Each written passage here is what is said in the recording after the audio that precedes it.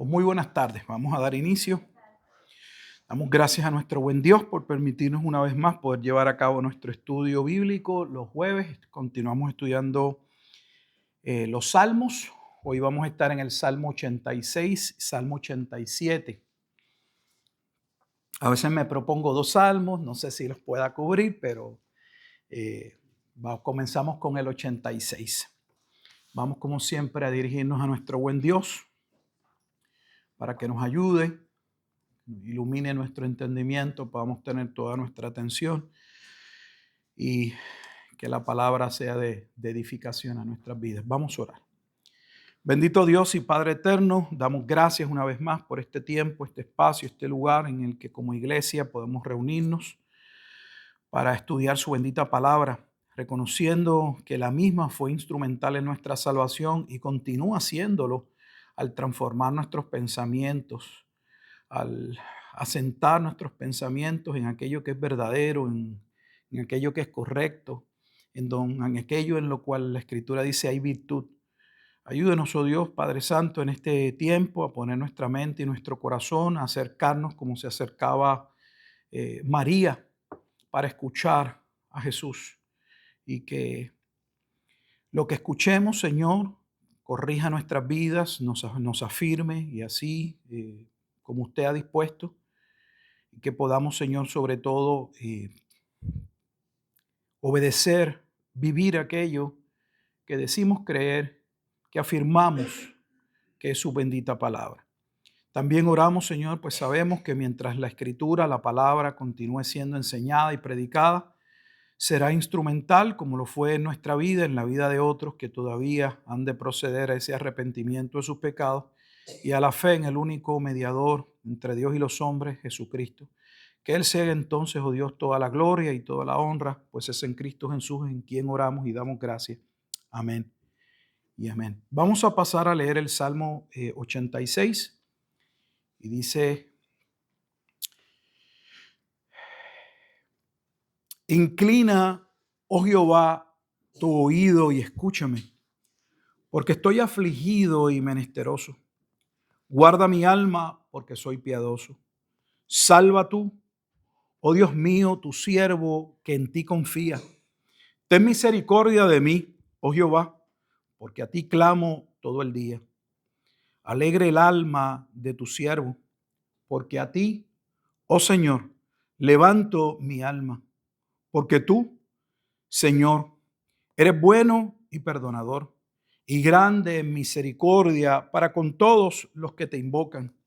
Escucha, oh Jehová, mi oración, y está atento a la voz de mis ruegos. En el día de mi angustia te llamaré, porque tú me respondes. Oh Señor, ninguno hay como tú entre los dioses, ni obras que igualen tus obras.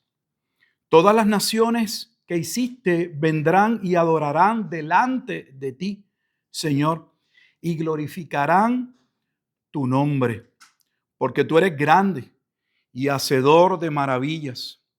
Solo tú eres Dios. Enséñame, oh Jehová, tu camino.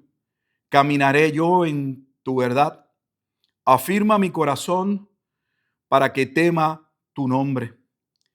Te alabaré, oh Jehová Dios mío, con todo mi corazón, y glorificaré tu nombre para siempre. Porque tu misericordia es grande para conmigo, y has librado mi alma de las profundidades del Seol.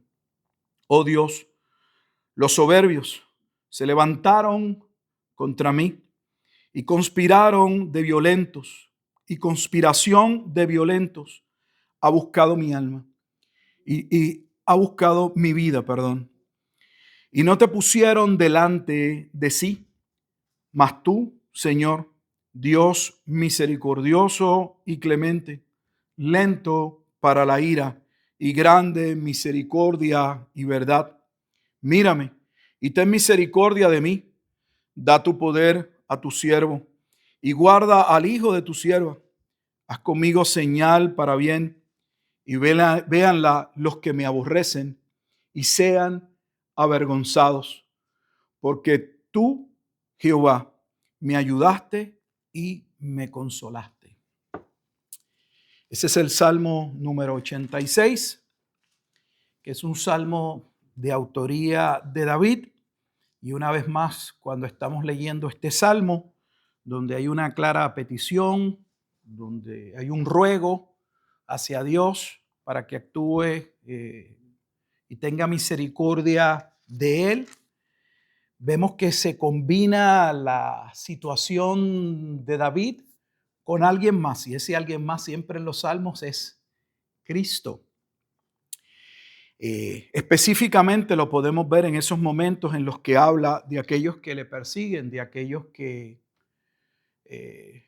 traman para deshacerse de él o para quitarle su vida, y la agonía que él siente ante tal situación, que nos recuerda la agonía en los últimos momentos del ministerio de Jesucristo, mientras todos aquel cuerpo del Sanedrín y lideratos rabínicos, escribas y fariseos planificaban, tramaban, se habían puesto de acuerdo para buscar el momento propicio y poderle dar muerte a Jesucristo. Como bien dijo el sumo sacerdote, y la Escritura dice que lo dijo siendo usado por Dios, aunque él no entendía lo que estaba afirmando, que era necesario o era mejor que muriera uno y no todo el pueblo. Y ahí se puede ver que ellos estaban, ya eso era lo que pensaban. A este individuo hay que darle muerte porque va a causar una situación que podría ponernos en aprietos con Roma, y preferimos que él muera y no que el pueblo en general pase por una situación de crisis por motivo de este falso maestro, porque lo veían como un falso maestro, no entendían que él era el Mesías, que era el Cristo.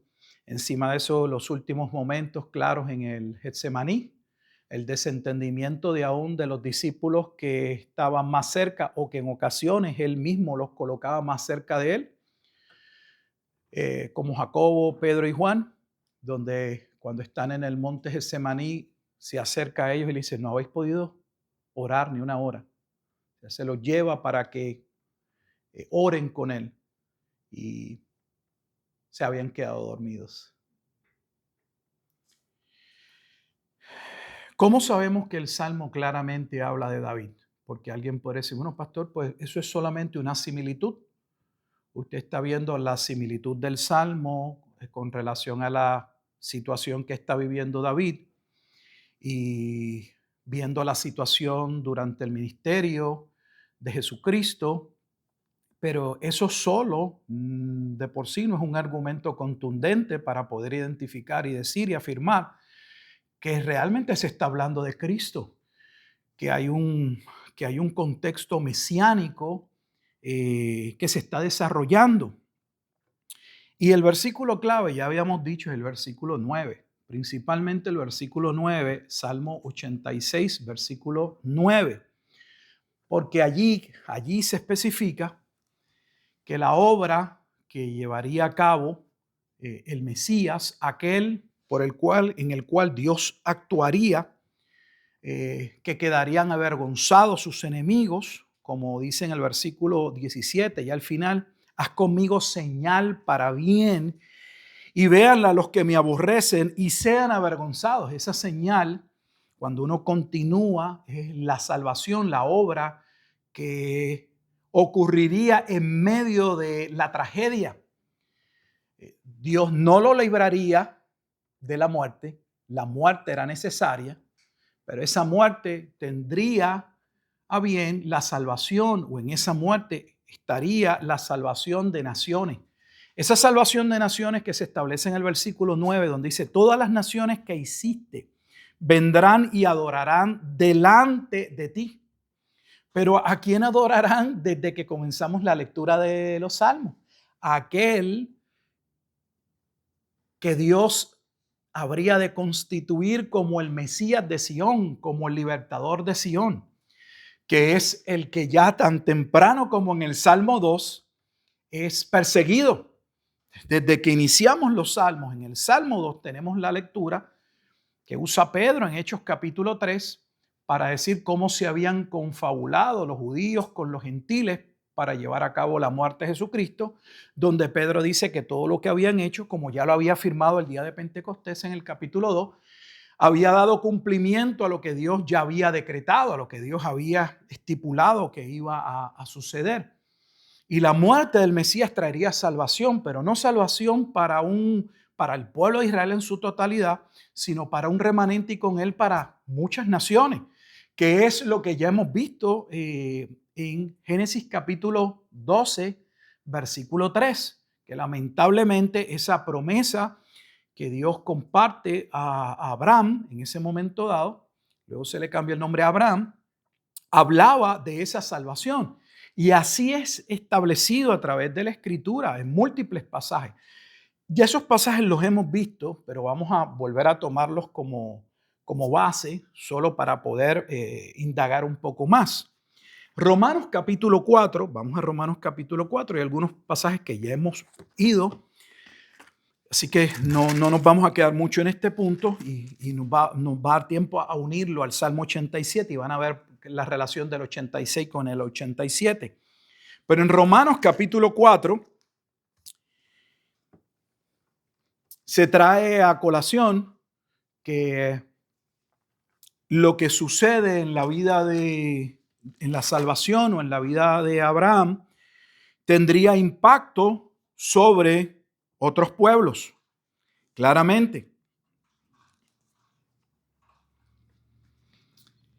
Voy a empezar la lectura en el versículo 9, Romanos 4:9, está hablando del tema de la justificación y esa justificación está ligada a Génesis capítulo 15, versículo 6. Abraham le creyó a Dios y le fue contado por justicia. ¿Es pues esta bienaventuranza solamente para los de la circuncisión o también para los de la incircuncisión? O sea, Pablo se hace la pregunta, o el Espíritu de Dios por medio de Pablo hace la pregunta. ¿Esa salvación que obtuvo Abraham es solamente para su descendencia en términos de los que recibieron la circuncisión, o sea, de Israel? Eso es lo que está diciendo. Dios va a actuar solo de una manera salvífica para ese pueblo. Fíjese que ese acto de justificación, él le llama una bienaventuranza, porque está diciendo bienaventurados aquellos cuyas iniquidades son perdonadas. Él ha dicho que Abraham no hizo nada en términos de obras para ganarse la justificación. Lo único que hizo fue que le creyó a Dios y le fue contado por justicia. Y la pregunta, que es el contexto que tenemos que tenerlo en mente, es esa bienaventuranza que recibe Abraham, ciertamente la van a recibir los herederos, o sea, la simiente, aquellos hijos de la simiente. Pero esos hijos de la simiente, ¿son solo los de la circuncisión? Y la contestación es porque decimos que a Abraham le fue contada la fe por justicia. O sea, él está claro, en eso no había duda. Eso los unía. Abraham fue salvo porque le creyó a Dios. Pero ahora dice, ¿cómo pues le fue contada? ¿En qué momento? ¿En qué circunstancia? ¿Estando en la circuncisión o en la incircuncisión? No en la circuncisión, sino en la incircuncisión. Y ya lo hemos dicho porque pues la circuncisión en la lectura de Génesis va a llegar 2 capítulos después, hasta el capítulo 17, en el que luego Dios le pide que debían circuncidarse. Y recibió la circuncisión como señal, como sello de la justicia de la fe que tuvo pasado estando aún incircunciso. O sea que la circuncisión no es lo que lo hace parte del pueblo. Dice que la circuncisión era solo una señal, un sello de lo que ya había ocurrido. Así que usar la circuncisión en términos del bautismo de infantes y sustituirlos y decir que la circuncisión o el bautismo de infante introduce una persona en el pacto es un disparate. Es un disparate porque aunque se está llevando a cabo una señal, si es que vale el traspolar un concepto teológico del Antiguo Testamento y colocarlo y decir que la circuncisión en el Antiguo Testamento es el bautismo en el Nuevo Testamento, pero no es ese el punto, ahí dice que esa señal ocurrió como muestra de algo que ya había ocurrido, pero en el infante no ha ocurrido nada.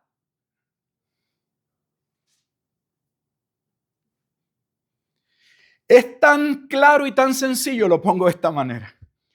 Si yo le pregunto a alguien en cualquier iglesia, si yo tomo un pecador y lo paso por el rito del bautismo, ¿lo hago cristiano?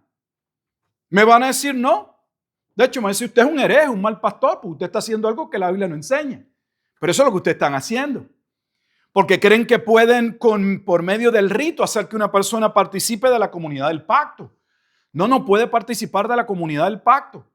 Porque nuevamente no fue la circuncisión la que introdujo a Abraham en el cuerpo de Cristo, fue la salvación por la fe. De lo que la circuncisión era la parte externa de aquello que había ocurrido internamente en su corazón. Y recibió la circuncisión como señal, como sello de la justicia de la fe que tuvo estando aún incircunciso, porque fue salvo, vuelve a reiterar, cuando no estaba circuncidado en términos de la carne,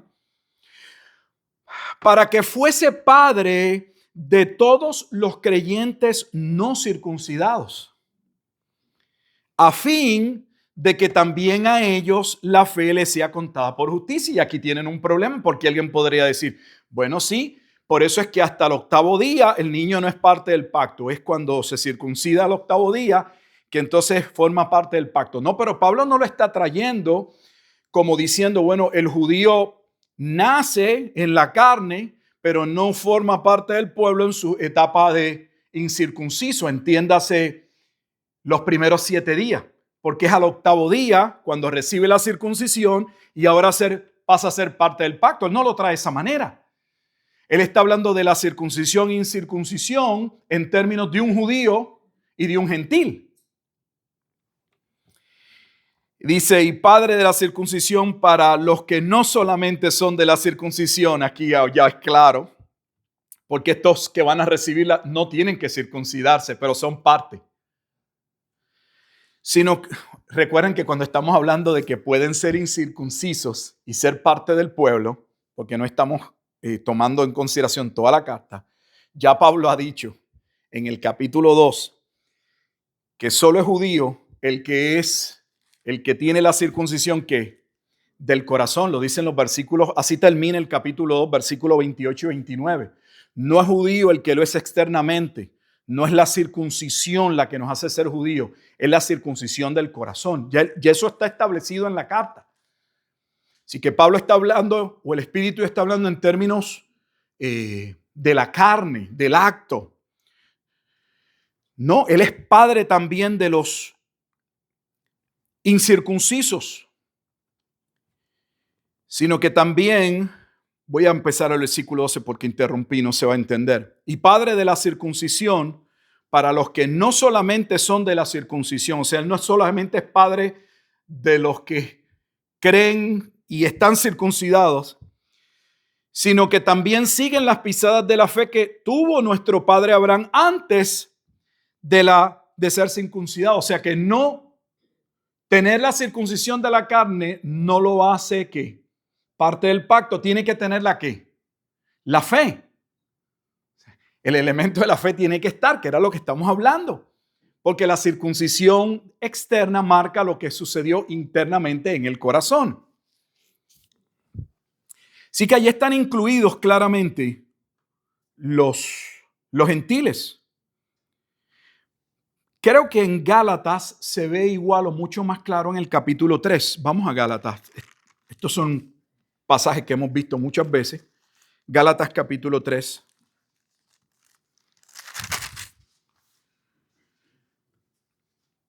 Aquí sí vamos a tocar específicamente el versículo 3 del capítulo 12, pero iniciamos como Pablo en Romanos 4 con la justificación por la fe, que es Génesis 15. Mire cómo dice el versículo 6.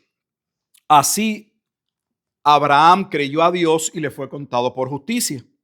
Sabed, por tanto, que todos los que son de fe, fíjese que no dice que todos los que están circuncidados, va a iniciar ¿con qué?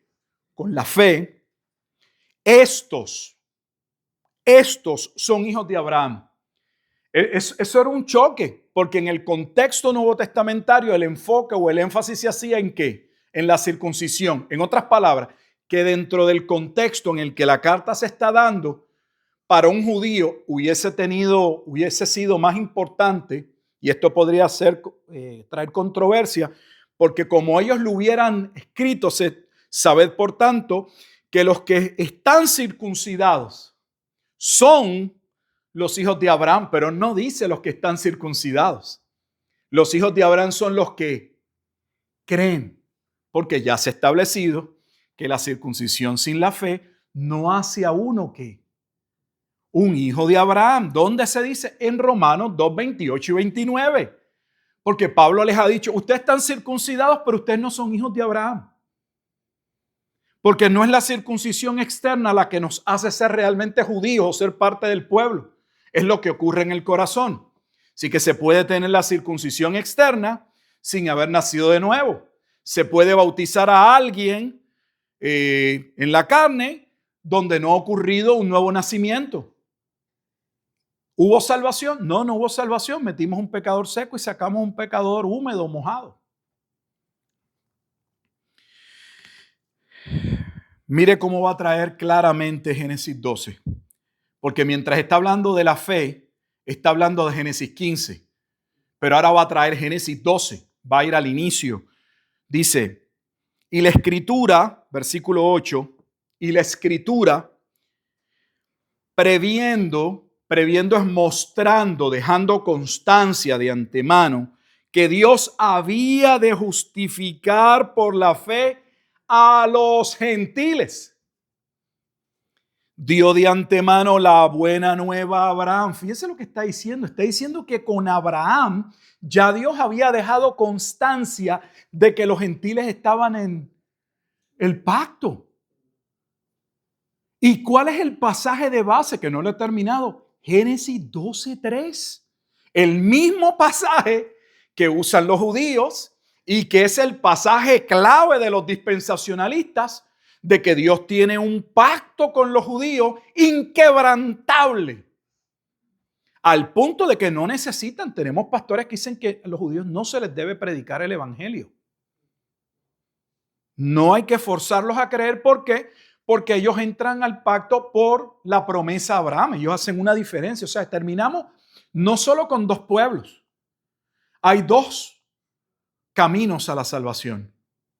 El camino a ser redimido solo por ser parte del pacto abrahámico, o el camino, según ellos, a ser salvos los gentiles por medio de la fe.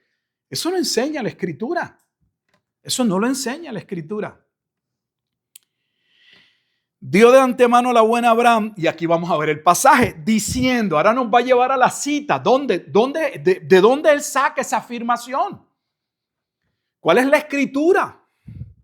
En ti serán benditas todas las naciones. Y esas todas las naciones están unidas a los gentiles que ya acaba de mencionar. Así que Génesis 12:3, que por años, posiblemente todos, porque yo lo creí de la misma manera y lo prediqué, cuando creí en el rapto secreto y todo esto, por no estudiar la Biblia, porque tengo que decirlo, la culpa es mía. Pues eso era lo que afirmaba, pero eso no es lo que dice la Escritura. Y una vez más, no hay que ir a un seminario. Está claro, está explícito.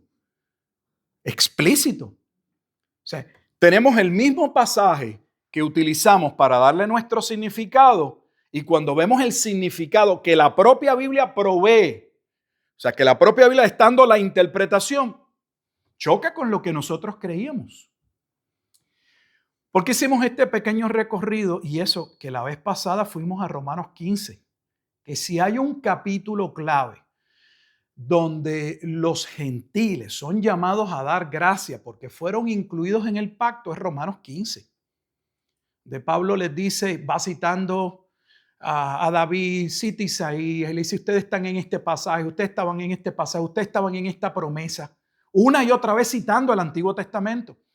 Pero ya que tenemos claro, estamos yendo al Nuevo Testamento, que es la mayor luz en la revelación, y viendo que sí los gentiles estaban dentro del pacto, ahora podemos regresar al Salmo 86 y ver por qué se hace la expresión que se hace donde todas las naciones que hiciste, no está diciendo que todas ahí, cada ser humano va a ser salvo, pero que la salvación y la obra que Dios va a hacer por medio de este que está siendo perseguido, va a terminar con la salvación o va a traer la salvación de muchas personas, de muchos pueblos.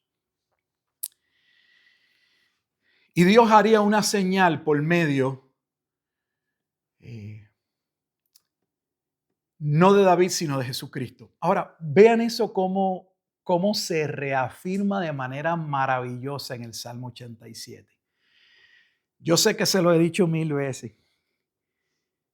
Vamos ahora al Salmo 87 y vean la línea de pensamiento. Yo no creo que todavía hayamos ido a un salmo hasta ahora, y ya pasamos la mitad, que yo le haya dicho, mira, aquí yo no sé ni de lo que habla, aquí este es un tema, una temática diferente, vamos a quedarnos con esto como algo solamente de vida práctica, de oración. No.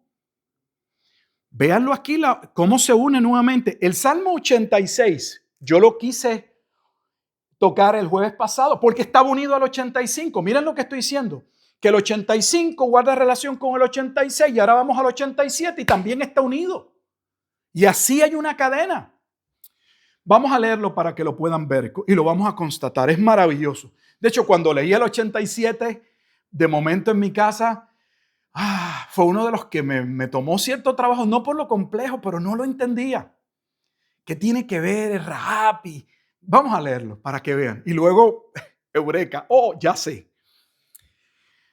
Su nacimiento está en el Monte Santo. Su nacimiento. ¿Hay alguien? Vean a ver lo que va a pasar. Su cimiento está en el Monte Santo. Ama Jehová las puertas de Sión, más que todas las moradas de Jacob. Cosas gloriosas se han dicho de ti, ciudad de Dios. Yo me acordaré de Rahab y de Babilonia entre los que me conocen. He aquí Filistea y Tiro con Etiopía. Este nació allá y de Sión se dirá, este y aquel han nacido en ella. Y el Altísimo mismo la establecerá. Jehová contará al inscribir a los pueblos. Este nació allí. Y cantores y tañedores en ella dirán, todas mis fuentes están en ti. Suena muy poético, muy bonito, pero es glorioso. Mire lo que está diciendo. En los Salmos vemos que la obra que Dios haría por medio del Mesías se llevaría a cabo ¿en quién? En Sión, en la ciudad santa. Esa ciudad santa es la misma ciudad santa que luego vemos en el Nuevo Testamento. Es en Cristo, es esa ciudad en la que en la carta, por ejemplo, a los Hebreos, dice que el mismo Abraham tenía su mirada no en una ciudad terrenal, sino en aquella ciudad celestial. Es la misma ciudad o Jerusalén que se ve en Gálatas capítulo 4, versículos 21 al 31, cuando se habla de la Jerusalén terrenal y se compara con la Jerusalén espiritual. Es el mismo contraste que luego vemos en Apocalipsis entre la Jerusalén terrenal, que va a ser juzgada por su adulterio, por haberse convertido en ramera, y aquella ciudad o aquella Jerusalén llamada la amada, la esposa del Cordero, que es protegida por Dios. Así que la salvación vendría a Sión. Está ligado al Mesías, al libertador. De allí nacería, allí vendría, allí estaría el fundamento. Es el monte santo de Dios. Él ama ese monte. Son las puertas de Sión. Es la ciudad de Dios. Pero en esa ciudad de Dios, si ustedes tienen acceso a comentarios, véanlo. Lo que dicen los comentaristas se van a sorprender. De hecho, algunos llegan a decir que el Salmo 87 es el único salmo. Miren lo que algunos se atreven a decir. que el Salmo 87 es el único salmo en el que se puede ver que el futuro glorioso o mesiánico de Sión, de la ciudad, en esa ciudad se contempla de antemano a los gentiles. ¿Realmente es el único pasaje en los salmos donde se ven los gentiles?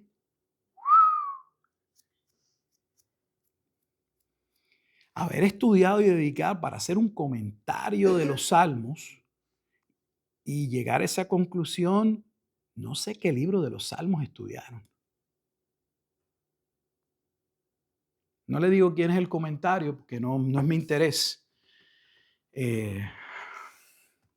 Pero mucho cuidado con lo que lee. Ellos se sorprenden, ¿por qué? Porque gran parte de nuestros comentaristas son dispensacionalistas. Muchos de los comentarios, especialmente que salen para la comunidad hispana. Entre los hispanos, el dispensacionalismo es la orden del día. Comentarios americanos es mucho más balanceado, pero hispanos, eso es lo que van a leer. Y si los pastores lo único que hacen es ir directamente a ver si 2 más 2 es 4 y buscar el comentario para ver el resultado matemático, van a estar repitiendo exactamente lo mismo. Ellos se sorprenden porque su postura es que en el Antiguo Testamento los gentiles no forman parte del pacto. Lo que están reconociendo es que en el Salmo 87 no pueden negar que los gentiles están en la ciudad gloriosa. Ellos reconocen que el Salmo, para empezar, es un salmo mesiánico, que está anunciando de antemano la gloria de una Jerusalén que no está ya sufriendo. Note que esta no es la ciudad que hemos visto devastada, en llamas. Esta es la ciudad en la que Dios ha hecho su obra, que Él ama. Y ellos esperarían que el registro de los habitantes de esta ciudad pues fueran descendientes exclusivamente ¿de qué? De Israel. Pero note que el pasaje no pone ni tan siquiera el énfasis en ellos. Cuando uno inicia el versículo 4, ahora va a entender por qué. Dice, yo me acordaré de Rahab. Ok, esta es la Jerusalén celestial, la nueva Jerusalén, para algunos el nuevo pueblo de Dios, dependiendo las interpretaciones. Inicia hablando de esa ciudad gloriosa y va a iniciar con Rahab, la ramera. Mire, hermano, el mero hecho de colocar primero una mujer es chocante para ellos. Para nosotros no lo debe ser, porque el Nuevo Testamento coloca a la mujer y le da un valor increíble. De hecho, toda la escritura lo vemos en los proverbios. Cada vez que Salomón está instruyendo a su hijo, él no está, cuando le dice que no caigas en labio de aquello, no está haciendo, no está usando a la mujer para decir, mira cómo nos seducen o caemos. No, todo lo contrario. Los salmos exaltan a la mujer. No caigas en la red de cualquier mujer, porque una mujer es sumamente importante para nosotros, hijos, pero una mujer virtuosa, una mujer que ama a Dios, una mujer que ha conocido a Dios. Entonces, inicia la ciudad con una mujer que sabemos que en la antigüedad las mujeres no tenían la misma posición y los mismos privilegios que los hombres. Encima le suma que había sido una ramera. Tercero, esto parece la teoría de la interseccionalidad. Sigue añadiéndole y lo hace más grave. Yo sé que los que saben lo que estoy diciendo me entienden. Esa es la teoría que se estuvo utilizando como la teoría de la raza, y lo que establece es que en la medida en la que usted ha nacido con alguna situación, digamos, por ejemplo, usted tiene tez negra, pues usted es minoría ya de antemano. Y si encima de eso es mujer, pues ya tiene 2 rasgos minoritarios. Y mientras más usted le suma, más opresión usted ha recibido. Y los que no nacieron negros o no nacieron mujer, pues han vivido en ventaja y son los que le oprimen. Nada, solo para que entiendan por qué digo lo que digo. Una mujer prostituta o había sido prostituta no forma parte del pueblo, pagana, pero le cree a Dios. ¿Sabe que la Biblia menciona a Rahab en varias ocasiones en el Nuevo Testamento? Los dos libros en los que Rahab sale, de hecho, en los héroes de la fe o de las personas que se reconocen por su fe, está Rahab en Hebreos capítulo 11. No solamente la usa el autor de la epístola, la carta a los hebreos, para hablar de la fe de Rahab, que ya nos está diciendo que los gentiles en el Antiguo Testamento habían sido salvos porque Rahab era una de ellas que le había creído a Dios. Porque la línea de testigos que se les está presentando en esa línea de testigos, ella es una gentil. Pero no solo eso, lo hace Santiago. Santiago también menciona a Rahab en el capítulo 2. Santiago 2:25 menciona a Rahab. Entonces, no solo está Rahab, dice, y de Babilonia entre los que me conocen. El Nuevo Testamento y específicamente el libro de Apocalipsis coloca a Babilonia como enemiga de Dios. Babilonia es, recuerden que la gran ramera en el capítulo, por darle una base bíblica, en Apocalipsis 17, es Babilonia, la madre de las rameras. Entonces, Babilonia es colocada como una ciudad hostil, como un pueblo hostil. He aquí Filistea, mire, Filistea, para que usted sepa, la parte donde cuando los judíos son expulsados en el siglo II, aproximadamente en el año 134 al 135 después de Cristo, que los romanos ya no le llaman Judea y le ponen Palestina, de ahí porque tenemos la Palestina. Pero si busca la raíz de la etimología, ¿por qué le llaman Palestina? Principalmente porque era parte de la tierra de los filisteos, antiguos enemigos acérrimos en el Antiguo Testamento del pueblo de Israel. Entonces, vea nuevamente, está hablando de la gloria. Una el Salmo 86. El que está clamando para que Dios lo sostenga y haga una obra gloriosa, está viendo que esa obra gloriosa va a llevar a cabo a que naciones que Dios creó, que para algunos, aunque Dios las había formado, no eran parte de los que recibirían gracia y misericordia. Romanos 4. Esta bienaventuranza, ¿Dios la va a compartir con los gentiles? ¿Son los incircuncisos? Y estamos viendo que sí. Ahora en el Salmo 87 se está presentando la base sobre la cual las naciones vienen. Recuerde que en el Antiguo Testamento, y lo vamos a ver, la visión es que los que son salvos vienen a adorar en el monte de Sión, a Jerusalén. Esa es la razón por la cual los dispensacionalistas o los judíos, al interpretarlo de manera literal, entienden que eso no ha ocurrido. Porque el Antiguo Testamento señala, firme, marca, da un cuadro, si se toma literal, de gentiles yendo a Jerusalén a adorar. Dice, ¿eso no ha ocurrido? Ve el cuadro con Etiopía. De hecho, el primer gentil que vemos, no solo gentil, encima de eso, ¿recuerda la teoría de la interseccionalidad? Eunuco.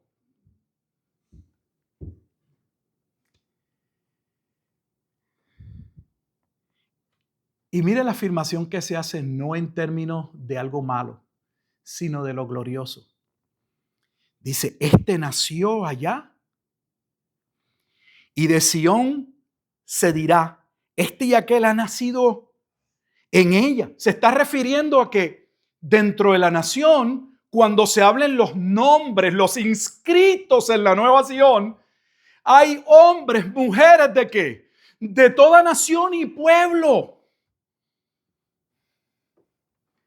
No ha mencionado a los hijos de Abraham en la carne. No ha mencionado a los circuncidados. Por eso le digo que este es un salmo que les explota. Ellos mismos lo reconocen. Se está hablando, reconocen que está hablando de la Sión futura, según ellos.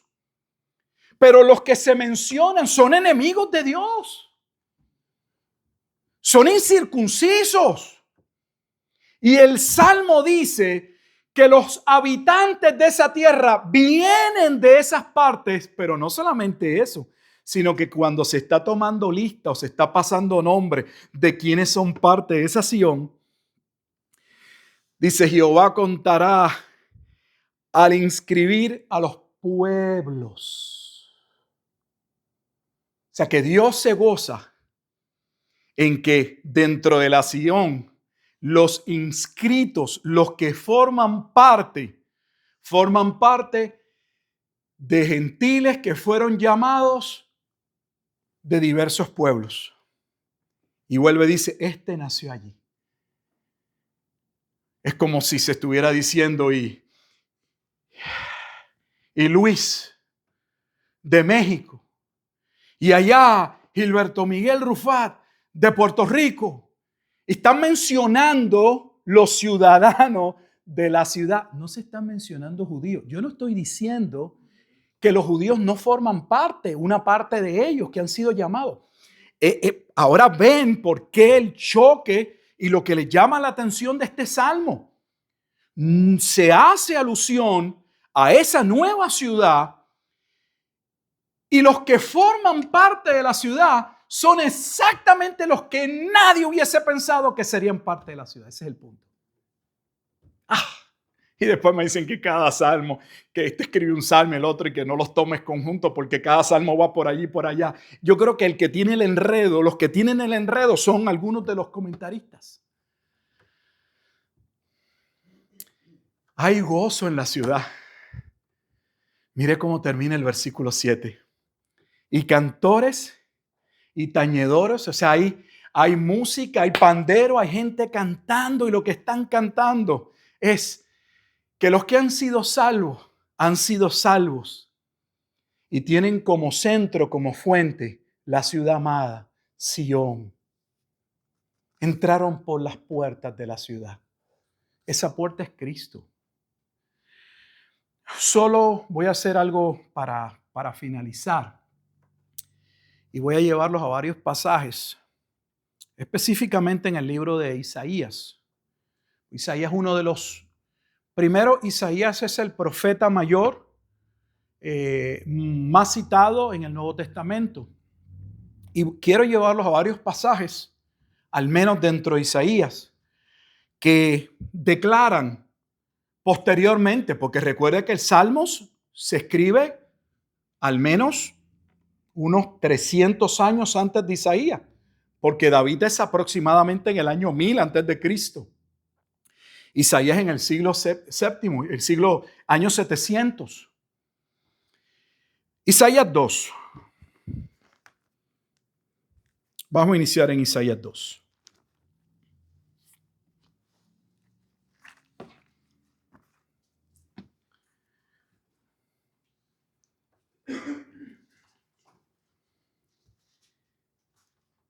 Mire la perícopa, observe, tome nota del encabezado arriba del capítulo 2. Reinado universal de Jehová. ¿Por qué le colocaron el reinado universal de Jehová? Porque están viendo, reconocen los que están leyendo el pasaje, que de hecho no lo están leyendo, están trabajando en la traducción, que esa es la temática. Está hablando de ese futuro, de ese estado glorioso en la obra de Cristo. Vamos a leerlo solo del versículo 1 al 4 y vea cómo están las naciones. Lo que vio Isaías, hijo de Amós, acerca de Judá y de Jerusalén, acontecerá en lo postrero de los tiempos, que es el tiempo del Nuevo Testamento, que será confirmado el monte de la casa de Jehová como cabeza de los montes. Véalo, ve el cuadro, el mismo cuadro. Y será exaltado sobre los collados y correrán a él todas las naciones. Y vendrán muchos pueblos y dirán: venid y subamos al monte de Jehová. ¿De qué trata el Salmo 87? De ese monte sobre el cual ha habido salvación. Es el monte de Daniel 2. Hay una piedra cortada, no de mano, que impacta el imperio de los gentiles y se establece un monte. Siempre está la salvación colocada un monte y ese monte es el reino de Dios. Eso es Daniel 2. Cristo como la roca. Y a la casa del Dios de Jacob y nos enseñará sus caminos y caminaremos por sus sendas. Eso no es lo que decía el Salmo 86. Enséñame, cambia mi corazón para que nosotros podamos adorarte. O sea que esas naciones, esos pueblos que van, no van allí como algo, por algo superficial. Algo ocurre en sus vidas que los lleva a ir a adorar a Jerusalén. Dios les ha cambiado el corazón. Pues entonces el nuevo pacto no se limitaba al pueblo de Israel. Porque de Sión, el monte de Sión, porque de Sión saldrá la ley. Y de Jerusalén la palabra de Jehová. Y juzgará entre las naciones y reprenderá muchos pueblos. Así que la salvación fue proclamada que vendría de Sión. Y que de esa Sión, a esa Sión se unirían. Pero mire el cuadro, todavía es más glorioso de lo que hemos presentado. Isaías está describiendo personas que van a la ciudad a adorar. Pero el Salmo 87 no está hablando de personas que van a adorar a la ciudad. Dice que son parte de la ciudad. ¿Está entendiendo? No es lo mismo que usted reconozca que algún lugar sea de su agrado, sea bonito, y usted lo visite y vaya y se goce. No, es mucho más que eso. No son pueblos que antes se habían visto encontrados, eran enemigos y que ahora pueden compartir. Esa no es la escena. Es mucho más grande que esa.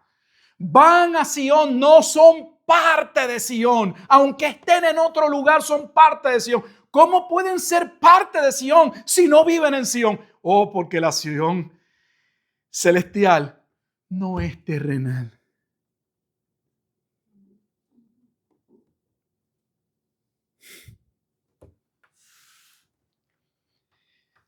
Ya ve, porque Abraham no regresó, porque él sabía que no era terrenal.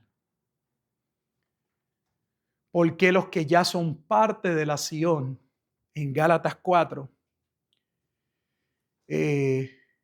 no son parte de la Jerusalén que está lista para ser derribada, destruida. Porque ellos no son parte de algo en un punto de tierra. Ellos son parte de una obra gloriosa que Dios haría en Cristo. Esa Sión o ese monte en los Salmos claramente está ligado a la obra que viene a hacer el Mesías. De hecho, mire si todo esto está tan conectado que nos vamos a quedar en Isaías. Pero les había dicho hace un jueves o dos que uno de los capítulos que estaba deseoso por llegar era el Salmo 89. ¿Por qué el Salmo 89? Porque el Salmo 89 es el Salmo que está unido a 2 de Samuel 7. ¿Qué es 2 de Samuel 7? El Mesías, hijo de David. Lo que le estoy diciendo es que esa Sión donde hay salvación es el cumplimiento del momento en el que llega el rey. Se establece bajo el rey. No hemos llegado allá y todavía sigue la conexión. Hay un hilo conductor entre todos esos salmos. Ya llegaremos. Estamos en Isaías en el capítulo 2 y le dije que íbamos a ver varios pasajes. Vamos ahora al capítulo 19. Isaías 19.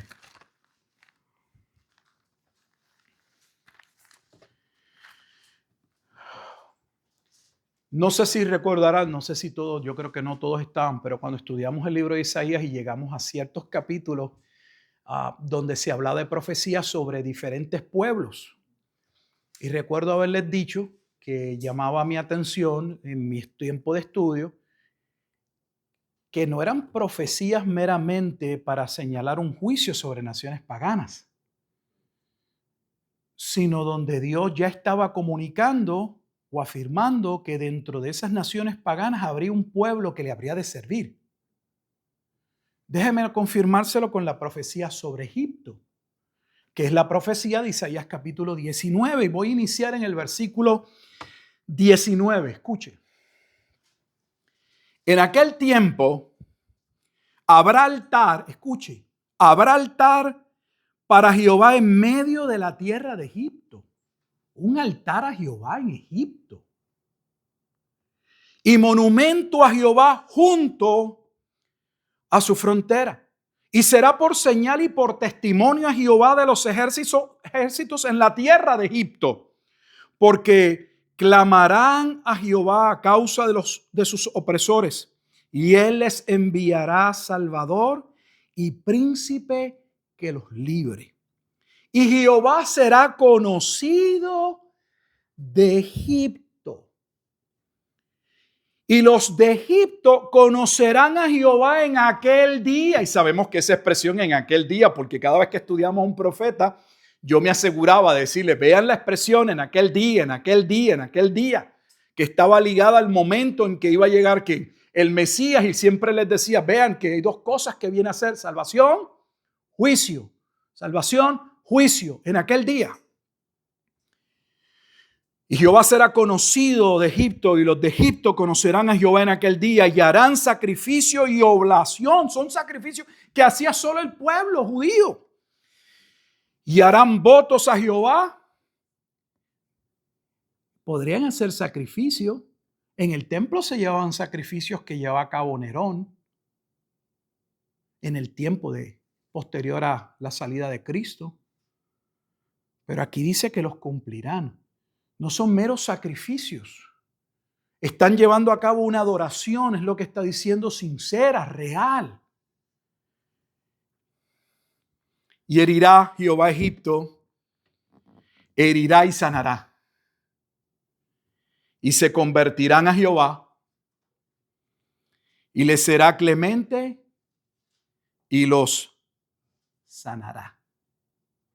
Entonces, que el Antiguo Testamento no hablaba de que muchas de las naciones o pueblos que aún a través de la historia de Israel habían sido enemigos. Recuerden lo que representa Egipto. Egipto es el lugar donde Dios los saca por 400 años de esclavitud.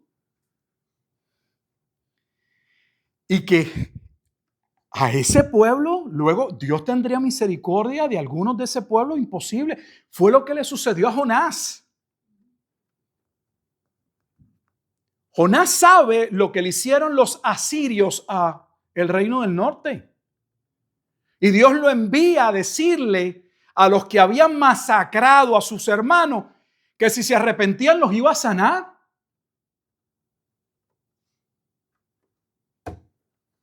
Imagínense que Dios lo llame a que usted vaya a predicarle para salvación a la persona que fue el asesino de su padre, que violó a su hermana, para que tenga un contexto. A ese desgraciado ir a predicarle. Que se pudre en la cárcel. Porque todo eso hablaba de la obra. Por eso Jonás está asociado a Cristo. Por eso el tiempo que pasa dentro del pez. Por eso el que Jonás entiende que muere y resucita. Y el cuadro de Jonás como símbolo de la resurrección en el Nuevo Testamento. Ya testificando de antemano que los judíos no entenderían. El desentendimiento de Jonás es el desentendimiento que tendría el pueblo. ¿Cómo es posible que Dios tenga misericordia de estos? Porque no los ven como que ellos puedan pasar a ser parte de Dios, o de que Dios pueda tener misericordia de ellos, pero todo el tiempo Dios ha dejado testimonio de que Él tendría misericordia de los gentiles. Que Romanos capítulo 11 lo leímos. Pablo dice, yo nunca hubiese pensado que Dios tendría misericordia primero de los judíos y que luego vendría en juicio contra ellos, los dejaría en oscuridad, para la vez que ese momento fuera el momento en que Dios permitiera o Él abriera los ojos, los oídos y cambiara el corazón de muchos gentiles para ahora tener misericordia de los que había tenido sobre ellos ira solamente. Y Pablo dice, oh misericordia de la gracia de Dios. ¿Quién hubiese entendido? ¿Quién le hubiese dicho a Dios cómo hacer? Qué plan glorioso lo que Pablo está diciendo. Dice, para al final haber tenido misericordia tanto de unos como de otros. Aquí le estoy presentando para que tengan parte del contexto y permítame llevarlo un pasaje más dentro de Isaías. Y ya al final, Isaías termina en el capítulo 66, es el último capítulo de Isaías. Vaya conmigo al capítulo final de Isaías, que es el capítulo 66. Y vamos a ver confirmación nuevamente que dentro de la obra gloriosa que viene a ser el Mesías, el Cristo, el ungido, quien viene a confirmar el pacto de paz, a él llegarían pueblos que Dios formó, pero que en la ira de Dios fueron dejados, como dice Romanos 18, andar en su necio corazón. Y vivieron por siglos, milenios, en su pecado. Aunque Pablo, cuando va al Areópago, le dice, Dios nunca estuvo distante, diciéndole, ustedes son, el hombre es el que ha huido, el que se ha escondido. Dios siempre ha estado presente. En ese capítulo final, los versículos más relevantes o importantes son los versículos 18 hasta el versículo 22, y voy a leerlo. Y ya con esto vamos terminando y concluimos, cerramos y damos lo que hemos visto. Yo no sé usted, pero yo sigo leyendo los salmos y me voy deleitando, gozando. Tanta cristología. De hecho, yo no creo ahora mismito que yo haya visto un libro más profético en el Antiguo Testamento. Es una profecía tras otra, tras otra. Ahora entiendo por qué los salmos se usan. Eso sí lo había visto, pero nunca le presté atención. ¿Cuántas veces se citaba los salmos? Y nunca, les soy honesto, nunca tuve en mi mente pensar, oye, si los salmos son solo, como les he dicho, expresiones de cántico, momentos de gloria, afirmaciones de alguna alabanza a Dios, ¿por qué están los salmos una y otra vez? No, es que no son meros cánticos, no son rimas. Dios le dio a David el conocerle y el conocer su plan. Por eso ahora entiendo por qué cuando se hace la afirmación que se hace inmediatamente cuando inicia la iglesia en labios de Pedro, note que Pedro le llama, no el rey. Dice, esto lo dijo el profeta Daniel. El profeta David. Y uno dice, el profeta David. ¿Por qué le llama a David profeta? Y le llama a David profeta porque él mismo dice que aún la resurrección había sido profetizada por David. O sea, que David no solamente vio la muerte del Mesías, vio que su alma no podía quedarse ¿qué? En el Seol. Pues claro, ¿cómo podía quedarse en el Seol si sobre él se establecería un reino eterno?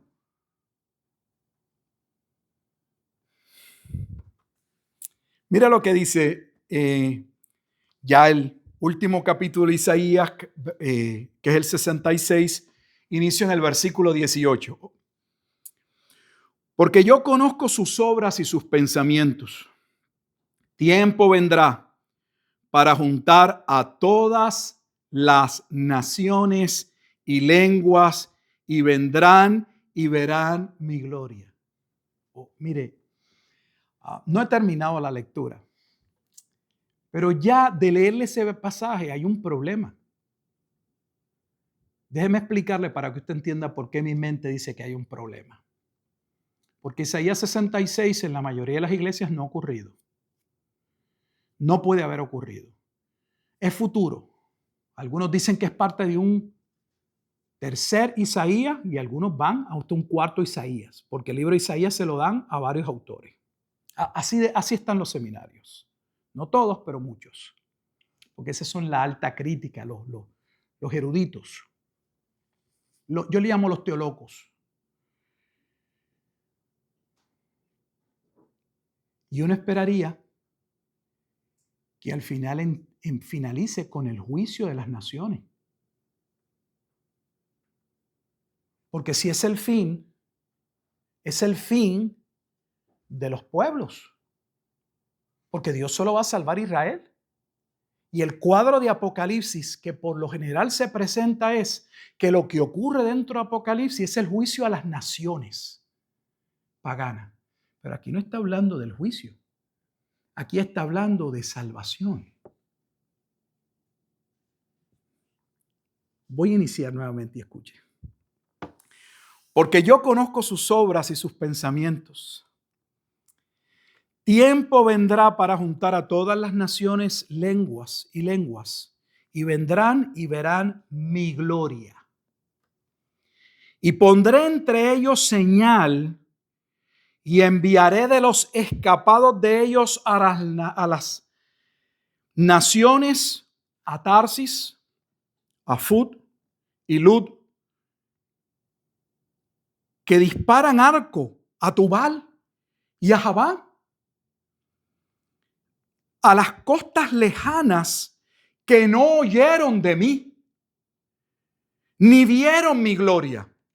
Porque él dice que van a ver su gloria.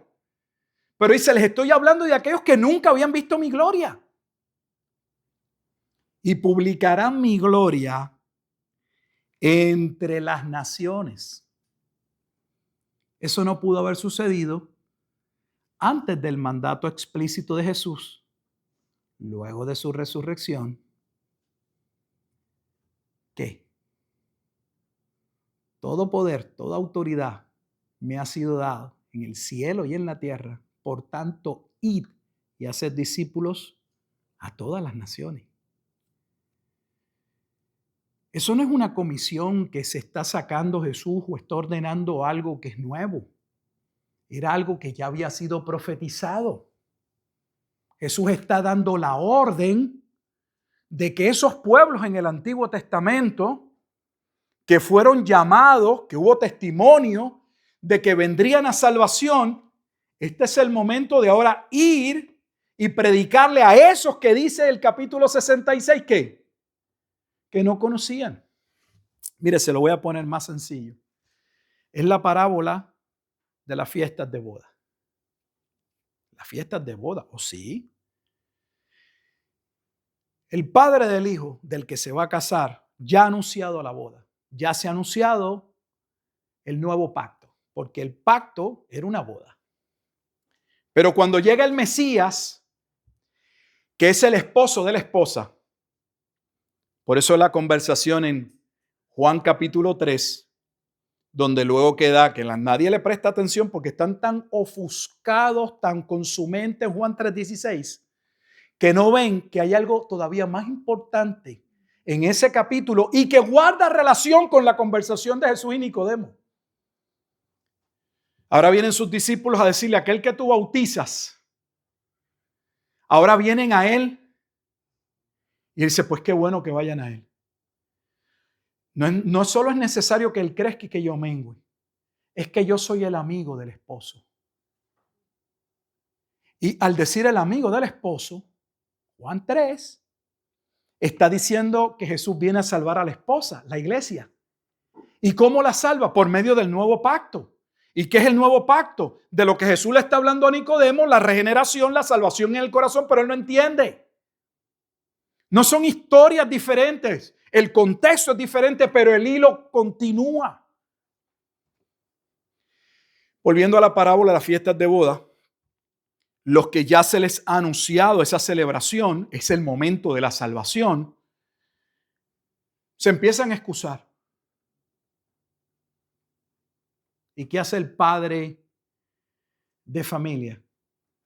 No solo manda quemar la ciudad, sino que le dice a los que iban a llamar a los que ya habían sido convidados, Ahora no se preocupen, salgan por todas las carreteras y pueblos y díganles que hay una boda preparada y que ellos ahora pueden venir a participar de ella. ¿Quiénes son esos pueblos? Porque no son los judíos. Hermano, está por todos lados. Es que hemos leído la Biblia con unas gringolas que nos pusieron y no podemos ver la joya. Es una obra maestra. Yo sigo asombrado. Mire que todos los días me levanto a estudiar mi Biblia y me gozo. Y que cada uno sigo encontrando cosas maravillosas. Mira el versículo 20. Y traerán a todos vuestros hermanos de entre todas las naciones por ofrenda a Jehová. O sea que el momento de gloria no es solo un momento de gloria en los que no han escuchado, van a escuchar y van a celebrar y van a ser parte, sino también ese momento de gloria es el momento en que aquel pueblo dividido, recuerdan que parte de la profecía del valle de los huesos secos, Ezequiel 37, no se limita a hablar del momento de la resurrección de Israel, sino que la resurrección de Israel es contemplada como el momento en el que Dios toma la vara de Efraín y la vara de Judá, el pueblo del norte y el pueblo del sur, y van a volver a ser ¿qué? Un solo palo. Entonces está hablando del momento también en que aquellos del pueblo de Israel que habían sido esparcidos, fueron esparcidos que por sus propios pecados, por sus situaciones, también son ¿qué? Llamados a regresar. Es el momento de la Sión. Hay dentro de ellas un remanente de Israel, pero no se limita a un remanente de Israel. Va a haber dentro de ellas naciones o pueblos que no habían conocido a Dios. Y una vez más, no sé si puede observar que no inicia la profecía hablando de que los primeros que entran, y obviamente eran los primeros que iban a entrar, sería un remanente del pueblo de Israel, sino acentuando que en esa salvación o en esa gloria los gentiles estaban incluidos. En términos de cómo Dios lo diseñó, los primeros que tenían que escuchar para confirmación eran los judíos. Pero lo que estamos diciendo es que en términos de las profecías, donde ya se veía la salvación de los gentiles, para que quede claro que no eran platos de segunda mesa o es que en algún momento lejano no los coloca el momento de la gloria y está haciendo exactamente lo que vimos en el Salmo. Los está colocando ¿qué? Inmediatamente. De hecho, en el Salmo 87 ni tan siquiera está mencionando ese momento. Así que solo por llevarlo usando el profeta Isaías, se puede hacer por otros profetas, como si la escritura hablaba de que la salvación o la promesa de Génesis capítulo 12, versículo 3, nunca fue una promesa de exclusividad judía. En esa promesa estaban incluidos todos aquellos que en Génesis capítulo 3 ya se había dicho, donde nadie puede decir que en ese momento hay judíos y gentiles. Allí está Adán y allí se establece que viene un segundo Adán y en ese segundo Adán va a haber salvación. Y él es la simiente. Así que esa simiente de Génesis 3:15, allí no dice que viene a salvar a Israel. Viene a aplastarle la cabeza a la serpiente y viene a salvar un pueblo, un solo pueblo, que son llamados en ese contexto que los hijos de la simiente de la mujer. O sea, los hijos que nacerían o vendrían a la salvación del hijo que nacería de la mujer. Pero voy más atrás y aquí termino. Génesis 3:15 no es el inicio del plan de Dios. Ese plan o ese pueblo, según Efesios capítulo 1 o según Pedro capítulo 1:1, primera de Pedro 1, fue escogido seleccionado, apartado antes de la fundación del mundo.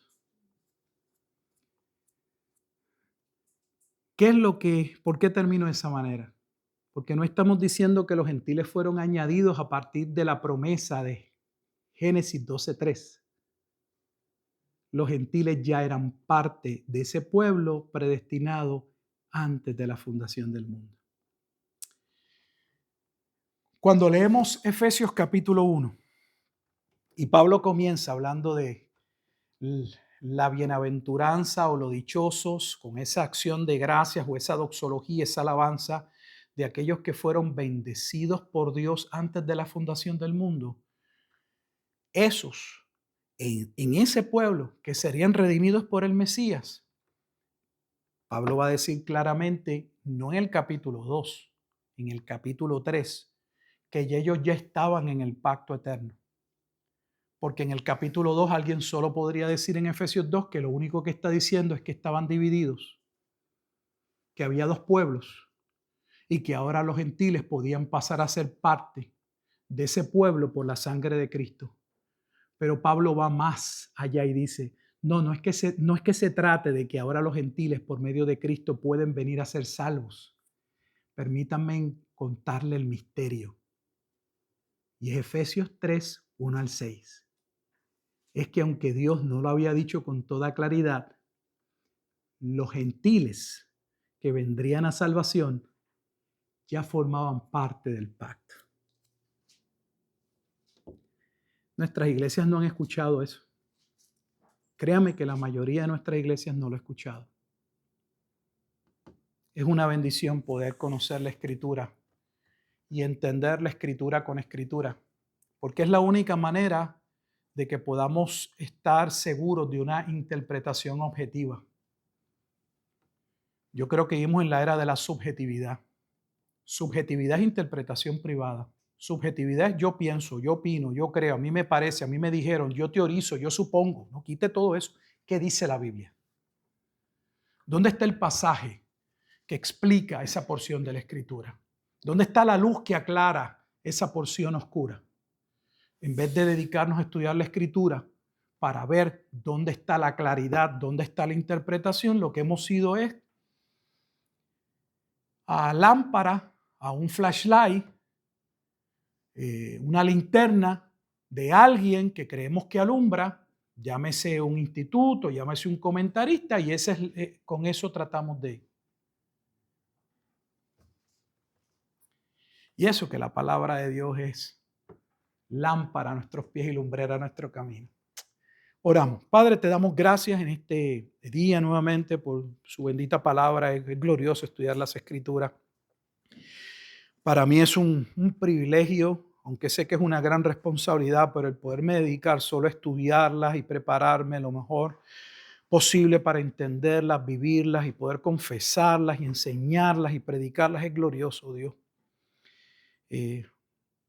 Cada día lo que uno va aprendiendo es maravilloso.